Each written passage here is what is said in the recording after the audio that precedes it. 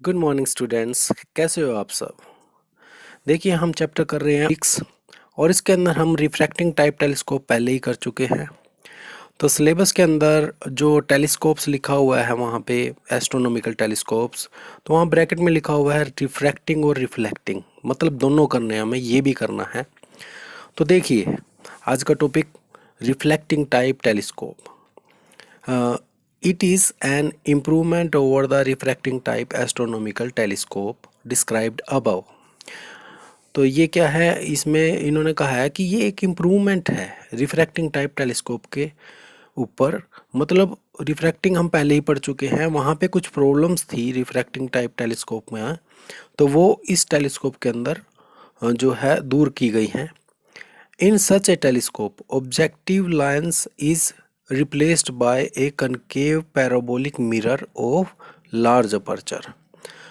तो refractive type telescope में हमने एक लेंस का यूज़ किया था, दो लेंसेस का, ऑब्जेक्टिव लेंस था और आई पीस था।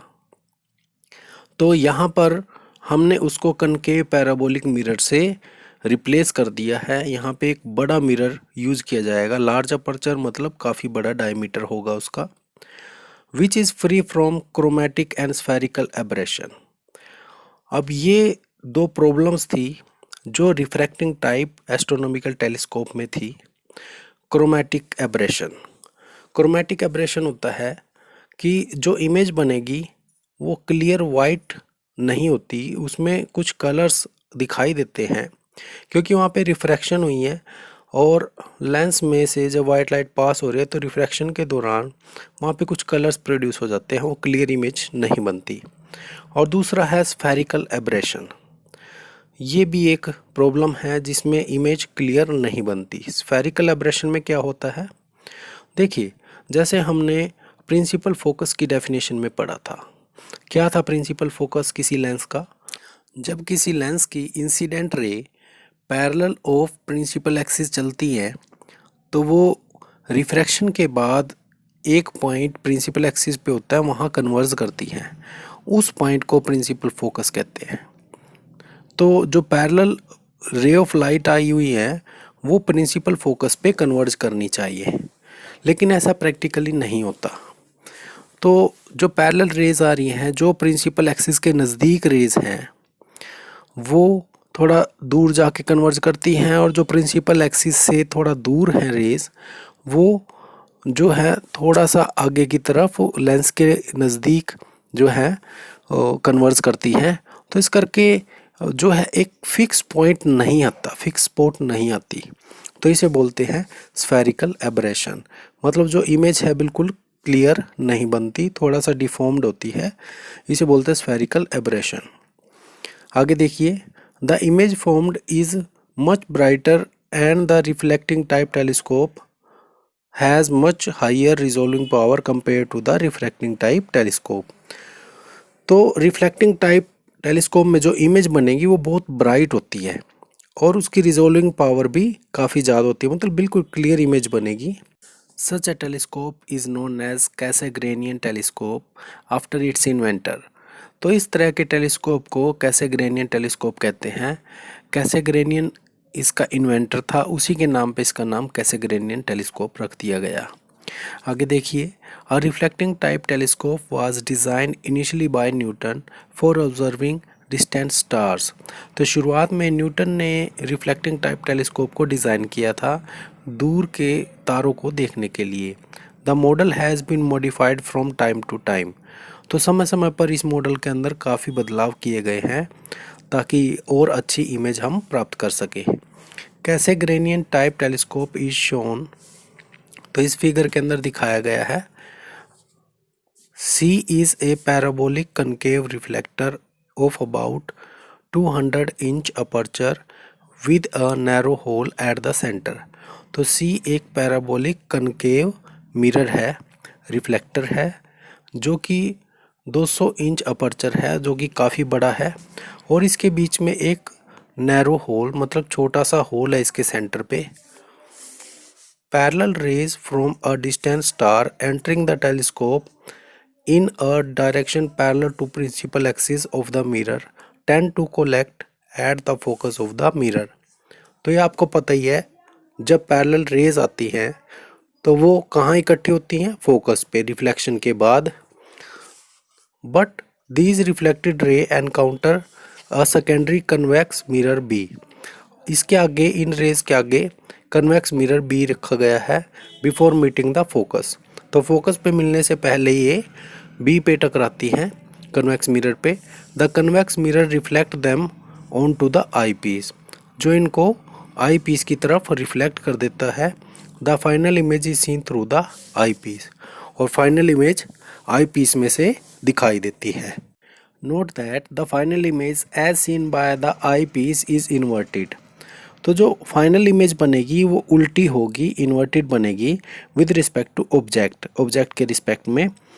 बट फॉर एस्ट्रोनॉमिकल पर्पसेस, कि अगर हम एस्ट्रोनॉमिकल चीज़ें जैसे स्टार्स है, प्लैनेट्स है, इनको देखते हैं, इट डज नॉट मैटर, लेकिन इस बात का कोई ज़्यादा फर्क नहीं पड़ता। As objects are usually spherical, क्योंकि ऑब्जेक्ट स्फीयर की फॉर्म में होते हैं, स्फेरिकल होते हैं, तो उनमें हमें इन्वर्टेड इमेज से कोई ज़्यादा फर्क नहीं पड़ता। In normal adjustment, magnifying power of a reflecting type telescope is given by m is equal to f naught upon में f e। f naught क्या है? Focal length of objective mirror, और f e क्या है? Focal length of eyepiece. तो f naught का formula है r upon 2। f जो है r, जो रेडियस ऑफ कर्वेचर है उसका हाफ होती है, अपॉन में f e, where r is the radius of curvature of concave reflector या कनकेव मिरर। तो ये हमारा मैग्निफिकेशन का फार्मूला बनता है इसका, टेलीस्कोप का। आगे देखिए, फिगर 6e.10 शोज अ न्यूटोनियन रिफ्लेक्टिंग टाइप टेलीस्कोप। अब ये न्यूटन ने बनाया था रिफ्लेक्टिंग टाइप टेलीस्कोप, इसको थोड़ा सा मॉडिफाई कर दिया है ऊपर वाले टेलीस्कोप को। The parallel beam of light coming from the distant star is reflected by large parabolic concave reflector C onto a plane mirror M। तो जो डिस्टेंस स्टार से पैरेलल बीम ऑफ लाइट आई है उसको रिफ्लेक्ट कर दिया गया एक मिरर पे, और ये मिरर कहाँ पे है? This mirror is inclined at an angle of 45 degree to the axis of C। तो C जो हमारा मिरर है, बड़े वाला मिरर, इसका जो प्रिंसिपल एक्सिस है उसके प्रिंसिपल एक्सिस पे इस मिरर को रखा गया है, छोटे मिरर को, जो कि एंगल 45 डिग्री बनाता है इसके प्रिंसिपल एक्सिस के साथ। The plane mirror reflects the beam from a real forming a real image I in front of the I piece E. तो ये जो बीम है रिफ्लेक्ट होने के बाद आई पीस पे ई जो है आई पीस हमारा, उस पे रियल इमेज बनाएगी। The I piece act as magnifier and the final virtual and magnified image of the star is seen distinctly by eye. तो ये मैग्नीफायर का काम करता है आई पीस, और ये काफ़ी मैग्नीफाइड और जो है डिस्टिंक्ट इमेज, मतलब जिसमें हम क्लियर देख सकते हैं उस ऑब्जेक्ट को, वो आँख पे बनाएगा। आगे हैं इसके advantages. Following are the advantages of a reflecting type telescope. तो ये एडवांटेज दिए गए हैं specially for high resolution astronomy. तो रिफ्लेक्टिंग टाइप टेलीस्कोप को हम हाई रेजोल्यूशन इमेजेस देखने के लिए यूज़ करते हैं। नंबर 1 है, there is no chromatic aberration as the objective is a mirror. तो यहाँ क्रोमेटिक एब्रेशन नहीं है, मतलब इमेज बिल्कुल सही कलर्स में दिखाई देगी हमें। तो यहाँ पे जो है ऑब्जेक्टिव मिरर का यूज़ किया गया है, इसलिए यहाँ पे लेंस का यूज़ नहीं किया गया है। लेंस के अंदर क्रोमेटिक एब्रेशन आती थी। नंबर 2 है, spherical aberration is reduced using mirror objective in the form of paraboloid. अब ये स्फेरिकल एब्रेशन भी यहाँ पे रिमूव कर दी जाती है, क्योंकि जो ये लाइट पैरेलल बीम आई है जो सी मिरर से टकराने के बाद सेंटर में एक मिरर है उससे रिफ्लेक्ट होगी। तो सेंटर वाली जो रेज, पैरेलल रेज हैं, वो तो ये जो मिरर एम रखा गया है ये उनको कट कर देगा। इसका मतलब हमें बस जो बाहर वाली रेज हैं उन्हीं के रिफ्लेक्शन से इमेज मिलेगी। तो यहाँ से स्फेरिकल एब्रेशन भी रिमूव हो जाता है।